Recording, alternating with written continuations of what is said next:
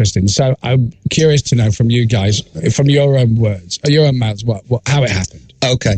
So I was in Los Angeles. The boys came out to mix Circus. Circus, yeah. And I can't remember who it was who phoned me. It's probably Marky, or somebody sent me an email saying, we're in town. Why don't we all get together? And I was very nervous because there was 4 of them. And sorry to interrupt. Had you met? You hadn't met Gary just briefly, right? Okay, briefly, bits and bobs, but just. But you weren't in a place you weren't ready for that yet. No, you weren't thinking, "Oh, this is my chance." Yeah, no. Well, I didn't know. Right, I just didn't know. And then so somebody got in touch with me. I think it was Marky. We're at this hotel. Come and see us. And I came so close to not going because I had toothache that night and I'd just taken a painkiller and I was quite large as well. And I was like, I can't go mumbling, looking like Elvis, and then there's things to sort out. I've said some very nasty things about Gaz and I don't know, what do I do if I go in? Is he harbouring anything? I'm not harbouring anything. And anyway. Now you've explained it. I don't want to go. I just stayed in the house. Well, so the missus pushed me through the door and went, you've got to go down and see them. And we went to the hotel, got in a room, had a few drinks, chatted about stuff, and it was very, very exciting, very liberating. I said, why don't you come up to the house next night? And everybody came up. And then we sat down and me and Gaz had the big chat, didn't we? Yeah. We had the big chat. Now, listen, so this is at your house? Yeah. And while you two are having the big chat, the rest of the boys are going, we'll just go over it. No. I said, everybody be here so everybody can, hear what I've got to say, hear what Gaz has got to say, and hopefully we can put this to bed. And it's one of those situations in life that could be very, very explosive and go completely wrong. Sure. Because the amount of bands that just can't get it together, and, the arguments that have happened with guitarists and lead singers and da-da-da and bada-bing. And, listen, on the morning, so you come home after that first night. I'm obsessed with this guy. And you go home, you go to bed, you wake up the next day. Are you now thinking, right, okay, I'll say, did you run through the whole day? Did you spend the whole day working out what you were going to say? I spent the last 15 years thinking what I was going to say. I was going to say, you must have gone through this all in your head so many times, didn't you? I had.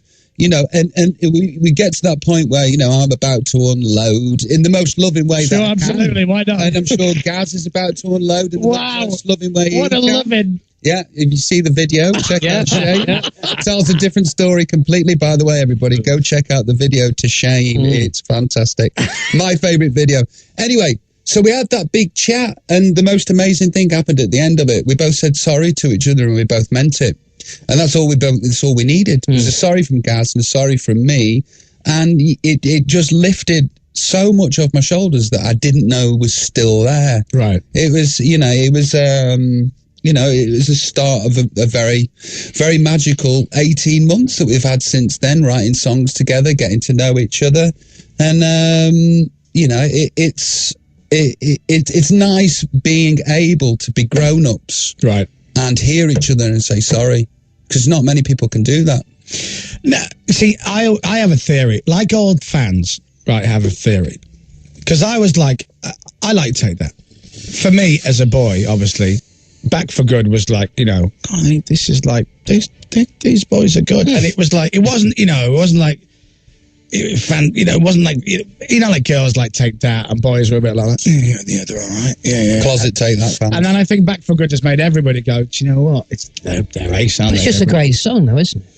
But then so I'm a fan. I know you a little bit, Rob. I know Gary. You make me walk up hills and stuff. So, but I'm a fan of all your solo stuff, Robbie. Yours not so much, Gary. No offense, but certainly the Take. Well, no. Is there any need for that? Well, no, but Come on, I'm used to this. Go on. But, the Bee Gees wrote Back for Good anyway. But that's what I heard. Here we go.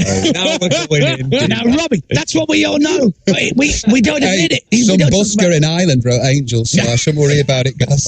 Yeah. At the end of this, Gary just wants you to say sorry. That's all. Right? When you say sorry, it's going to take 15 years. You'll all be happy. It'll be magical. For You'll move. Yeah, when you both unload. I'll see you in LA. Send me an email. So where are we going with? What I'm going with this is because I think you have obviously the whole Gary thing from you, unless I'm wrong, has been built up and built up and built up to such a thing that maybe kind of subconsciously all the real reasons why you were like about him kind of got lost by the momentum of the whole thing. You know, wrote lyrics about it and how unhappy you were, and obviously with the manager and all of that. But Gary's you've always stayed very quiet about the whole thing. You know, you've always kind of gone, well, you know, there you go, and Rob's a nice guy. Which was really frustrating. Well, I bet. But I just wanted to enter into an all-out war, and he wouldn't have it. So how Rob's just said that he was like, oh, so he's thinking 15 years about it. So when you met up, were you thinking, oh, this will be interesting? No. Were you nervous? Were you not bothered? What were you thinking? I wanted that. I wanted to do what we did that night, just to go, tell me. Come on, let's get it out. And it's funny because all the things I got out, I was like, that sounds daft. That's stupid. Very much for me, what you said, all these things had been built up for so long, they just sounded stupid as they were coming out. And it was just like, we just needed to sit opposite each other and talk. Right. As usual. It's like the easiest thing in the world. And it was a great night. I must say I had a good sleep after that night. Yeah, me too. Me too, but you know, you got to be ready to take some responsibility for your own actions as well. And fortunately, we were both in a place to, you know, go, yeah, that happened. That wasn't too great. I'm not proud of it, and I'm sorry. Was there anything okay, so you get in there. Here's what I think happened. You go, right, first of all, Gary, I just want to say, and off you go, and you're off. Yeah. And then you wrap it up and you go, do you know what? I feel a lot better. Gives a hug, and he goes, hang on a second. Well, how about when you did this? Then he does it all, and then you go, fair enough. And you have a big hug and you say sorry. When Gary's saying to you, well, what about when you did this and you did that? Was there anything that one of you said to the other that the other one couldn't remember? Any kind of big point? And I remember we had that row at the NEC in Birmingham, and the other one's going, I have no idea I can't remember. Oh, yeah, there was tons. Yeah. Tons. But, you know, the things that stick in my craw and there's things that stick in his craw, you know, I'm not going to remember when I did something bad or behaved Absolutely. badly. You were perfect. There's bits and bobs that I remember, you know, but there's so many rehabs ago. There's so much vodka underneath the bridge that you know it's a lot of things have escaped my mind. Apart from the stories, you know, that I kept with me and used to tell. Yeah. You know, and I think for us guys as well, I'm speak for everyone else just for a second, which I don't like doing, but I think for us, part of this coming back together and being able to sit in a room and enjoy each other's company again, I think we had a lot of guilt, the four of us, because Rob was the youngest, the most impressionable of all of us. We always felt like we didn't look after him enough. That's right. And so we Don't start now. Yeah, that's right. But yeah, that's the one thing if there was one big thing we sat and regretted, it was always that. I've just heard in my ears. This is lovely, by the way. You two, I'm so pleased. I've just heard in my ears that Howard and Jason have had a massive falling out, and they both left the band. To be honest, it was on the cards. Well, this is it. Yeah, this is it. Well, this is fascinating. All right. Well, look. Now we've done all of that.